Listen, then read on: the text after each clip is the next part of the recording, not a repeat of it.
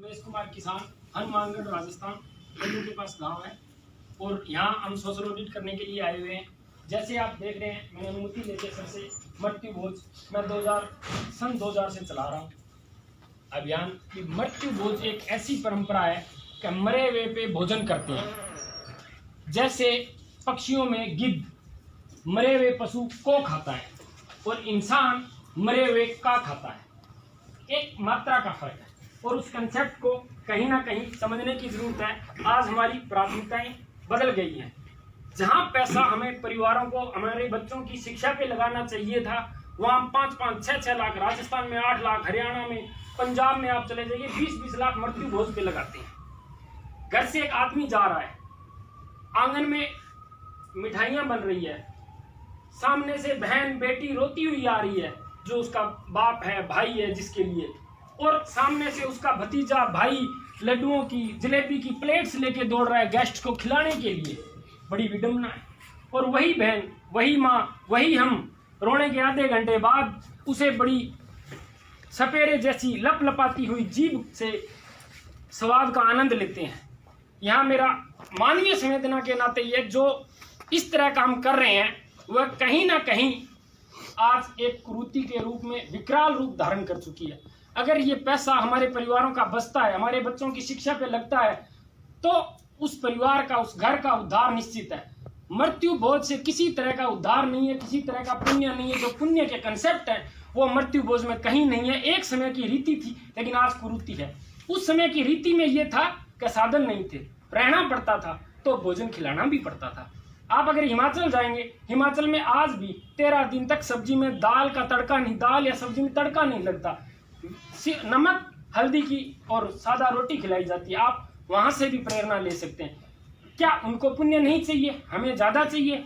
या हम हमारी आधे घंटे के लिए, आज व्हीकल है, कार है, गाड़ी है, रिश्तेदार 100 किलोमीटर से ज्यादा है ही नहीं, 150 किलोमीटर से ज्यादा नहीं है। 9 बजे घर से चले, 12 बजे पहुंच गए, 1 घंटा रुके, क्या 1 घंटा हम हमारे जीभ पे और पेट पे नियंत्रण नहीं रख सकते?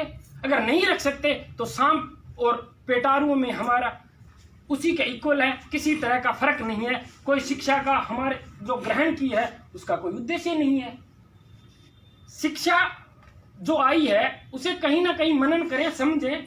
कभी शिक्षा जो ग्रहण की है ये काम अशिक्षित लोग करते थे। अब शिक्षा का अगर हम नहीं समझ पा रहे हैं कि भी भोजन की कहाँ आवश्यकता है और कहाँ पैसे की जरूरत है, कहाँ नहीं है, इस जो डिवाइडेशन करना है, हमें समझना है, वो बहुत जरूरी है।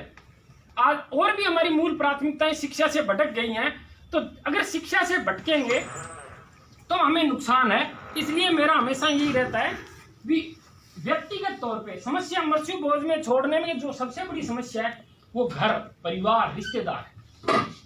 अगर हम 2 भाई हैं, मैंने मृत्यु भोज छोड़ दिया, माँ का, पापा का कहीं देहांत हो गया तो वो तो कहेगा मैं करूंगा, अब मैं कहीं अलग तो बैठने शोक मनाने जाऊंगा नहीं, तो बड़ी विडंबना होती है, दिक्कत होती है, मैं क्या करूं?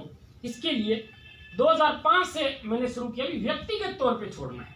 अपना संकल्प खुद ले, अपनी जीभ और पेट पे नियंत्रण खुद रखें। अगर घर में हो रहा है, मेरे दादाजी की डेथ हुई थी, घर में हुआ, लेकिन मैंने 12 दिन भोजन ग्रहण नहीं किया, वहां मैं उनके जहां भी बनता था वहां भोजन नहीं करता था। तो ये संकल्प जब ले लेंगे, क्योंकि यहाँ हमारे एक बड़ा कंसेप्ट है कि यार खाया है तो खिलाना पड़ेगा, अगर नहीं खाया है तो नहीं खिलाएंगे, तो कहीं ना कहीं समाज दबाव भी बनाता है।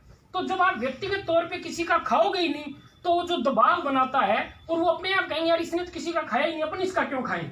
कहीं ना कहीं इसको पाप और पुण्य से जोड़ के देखते हैं। इसलिए आप व्यक्तिगत तौर पे छोड़िए, संकल्प लीजिए कि हम आज के बाद मृत्यु भोज का वर्ण नहीं करेंगे।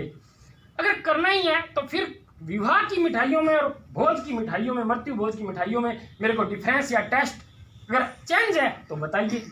इसलिए व्यक्तिगत तौर पे अगर आप कर सकते हैं तो ये कीजिए, अपने आप परिवर्तन आ जाएगा। एक दिन 10 साल 20 साल में जब नहीं खाने वालों की तादाद इतनी हो जाएगी कि बनाने वाले को भोजन रोज फेंकना पड़ेगा, तो किस लिए बनाएगा?